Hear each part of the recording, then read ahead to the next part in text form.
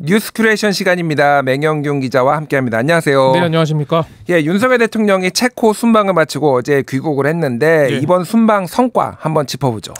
일단 우리 기업이 그 체코 두코바니 원전 건설 사업 우선 협상 대상자로 선정이 됐고 이어서 대통령이 방문한 것이니까요. 그러니까 최종 계약까지 어떤 쐐기를 박으러 떠난 일정이다라고 볼 수 있습니다. 그리고 순방 이후에 이제 대통령실에서 나오는 반응을 봐도 그 최종 계약을 좀 낙관하고 있고요. 물론 체코 그 대통령이 확약을 하진 않았지만 아직 모른다면서도 이제 긍정적이라는 입장을 냈습니다. 그래서 이제 계약 성사만 놓고 본다면 이번 순방이 좀 긍정적인 영향을 미친 것 맞다 이렇게 볼 수 있을 것 같습니다.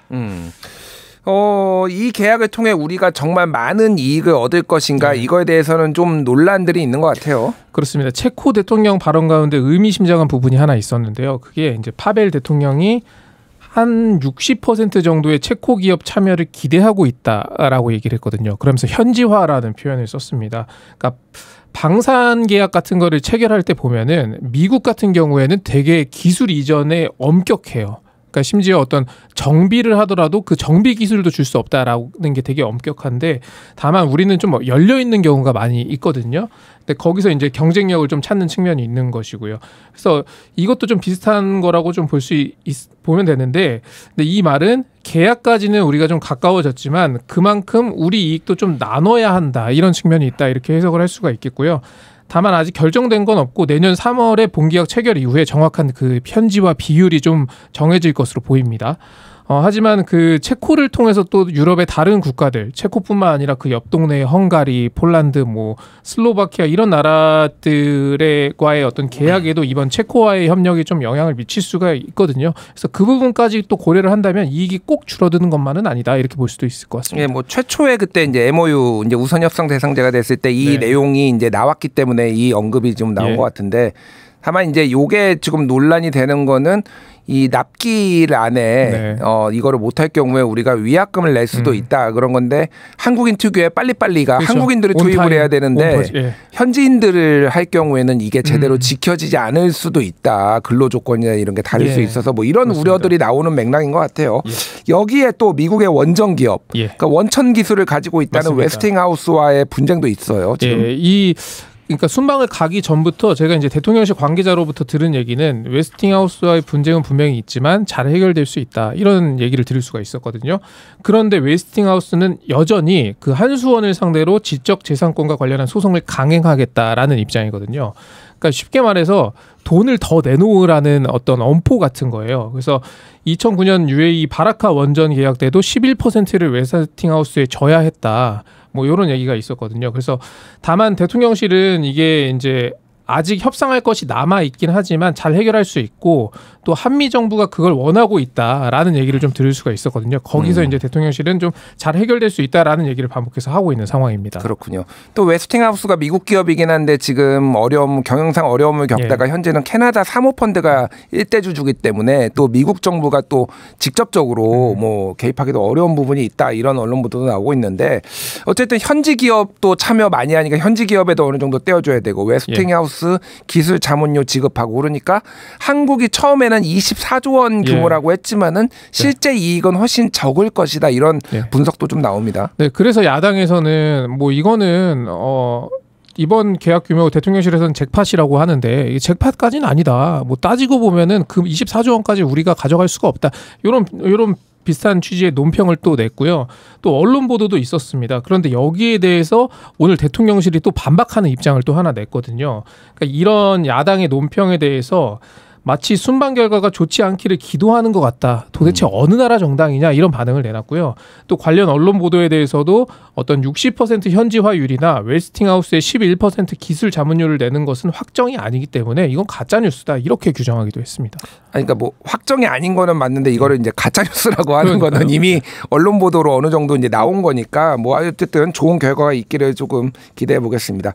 자, 윤석열 대통령 귀국의 장면을 보면 한동훈 대표가 이제 갈 때도 그렇고 돌아올 때도 그렇고 서울공항으로 나가서 윤 대통령을 환송하고 맞이했는데 그날 이제 들어올 때는 특히 윤석열 대통령이 이상민 행안부 장관하고는 한 50초 정도 길게 얘기를 했는데 예. 한동훈 대표랑 한 1초 정도로 스쳐 지나가서 악수만 해서 예. 뭔가 아직도 좀 불편한 게 있는 거 아니냐 뭐 이런 관측들도 나왔는데 일단 내일 만찬 네. 이거 지금 예정돼 있는데 어떻게 될 것 같습니까? 일단 요 만찬을 볼 때 좀 상황을 먼저 좀 이해하고 보면은 더 좋을 것 같아서 상황을 좀 설명을 해드리면은 지금 뭐 이 만찬에 해당 주요 인물 윤 대통령과 한 대표 모두 급한 상황은 맞죠.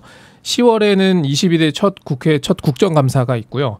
또 재보궐선거도 예정돼 있습니다. 그리고 정권을 겨냥하는 최상병 특검법이나 김건희 여사 특검법도 재의결이 좀 예정이 돼 있는 상황입니다. 윤 대통령 입장에서는 국감에서 어떤 새로운 논란이 터져 나오지는 않을까 하는 그런 우려가 있을 수가 있고, 근데 한 대표 같은 경우에는 이제 원내의 시간이 되니 자신의 존재감은 좀 사라질 수밖에 없는, 비교적 사라질 수밖에 없는 그런 상황에 처할 수가 있습니다. 그리고 재보궐선거 같은 경우에는 한 대표는 어떤 성과를 내야 되는 압박이 있을 수가 있고요. 그런데 만약에 정권 심판론 때문에 그 재보궐선거에서 그 성적이 좋지 않다면 이건 윤 대통령에게도 부담이 될 수 있고요. 그리고 특검법들 재의결은 윤 대통령을 더 직격하는 이슈인 겁니다. 그리고 보수 언론들도 지금 국정 쇄신을 요구하고 있잖아요. 그러니까 조선일보는 윤 대통령을 향해서 국정 쇄신을 해야 된다라고 요구를 하고, 한 대표를 향해서는 오히려 지난 금요일 인터뷰 기사 내용을 보면은 상당히 이미지 메이킹을 좀 조선일보에서 잘해준 측면도 있어 보이거든요. 지금 이런 상황이라는 맥락을 먼저 보시고 요 만찬을 이해하면 더 좋을 것 같아서 설명을 드려봤고요. 네, 그래서 예, 결국은 그러니까 지금 국민의힘 여당도 급하고 용산 대통령실도 급하고 둘 다 뭐 이제 급한데 맞습니다. 대통령실도 어쨌든 뭐 급한 상황인데 독대를 요청한 거는 한동훈 대표 측이고 대통령실은 이제 뭐 사실상 안 받는다라고 이제 내용이 나왔잖아요. 그래서 그러면 용산은 안 급한 건가? 뭐 이런 관측도 맞습니다. 나오고 이거 좀 해석을 어떻게 해야 되나요? 그러면? 근데 대통령실 관계자가 이런 얘기를 했습니다. 독대는 별도 협의 사안이다. 그리고 내일은 신임 지도부를 격려하는 자리로 보면 된다라고 했거든요. 그러면은 형식을 바꿔서 추경호 원내대표까지 포함해서 한동훈 대표랑 윤석열 대통령과 세 사람이 차담회하는 건 어떤가 이런 질문을 했는데 그건 아니다 이렇게 또 일축을 해버렸단 말이에요. 그러니까 용산의 이 정도 반응은 제가 볼 때는 독대는 없다 그리고 매우 불편하다 이런 뜻으로 좀 해석이 됩니다. 다만 이제 용산이 과거와 조금 변한 건 한 대표에 대해서 어떤 못마땅하더라도 그거를 지금은 적극적으로 표현하진 않고 있어요. 전에는 한 대표를 향한 어떤 불만들을 좀 자기 정치하려고 한다 이런 거를 기자들에게 좀 불편함을 드러내는 참모들이 있었거든요. 근데 지금은 이제 정진석 비서실장이 나서서 좀 그런 목소리를 차단하고 있는 그런 기류도 느껴집니다. 왜냐하면 당정 간의 어떤 이 불편한 기류를 당원들이 좀 불편하게 보고 있고 그걸 용산도 알고 있습니다. 그러니까 계속 싸우면 지지율이 더 떨어질 거라고 보는 거죠.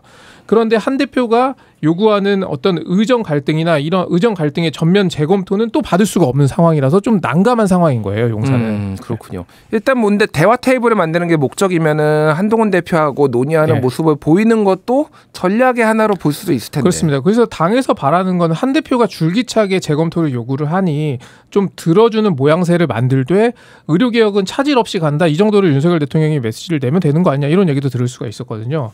그리고 이제 독대 관련해서는 사실 이 독대 요청 보도가 나오기 전에 저도 관련 얘기를 대통령실 관계자로부터 좀 들었었어요. 그러니까 그 보도 전까지만 해도 여러 관측이 나왔고 그 관계자가 어떤 자신의 개인적인 상상력이라고 하면 전제하면서 했던 얘기가 대통령이 만찬을 앞두고 한 대표 조금 일찍 오셔라. 그런 다음에 두 사람이 차담을 먼저 하자. 이러면 독대가 성사될 수 있다라는 얘기였어요. 그런데 한 대표가 독대를 먼저 요청했다라는 보도가 나온 뒤에 기류가 완전히 바뀌기 시작했는데 그게 이제 용산에서는 불편한 포인트가 되는 거죠. 이건 대통령이 나서서 먼저 둘이 대화하자 이렇게 해서 풀어갈 문제라고 보는 건데 그걸 당해서 대통령을 어떻게 좀 압박하는 모양새로 나오는 게 용산은 또 불편한 겁니다.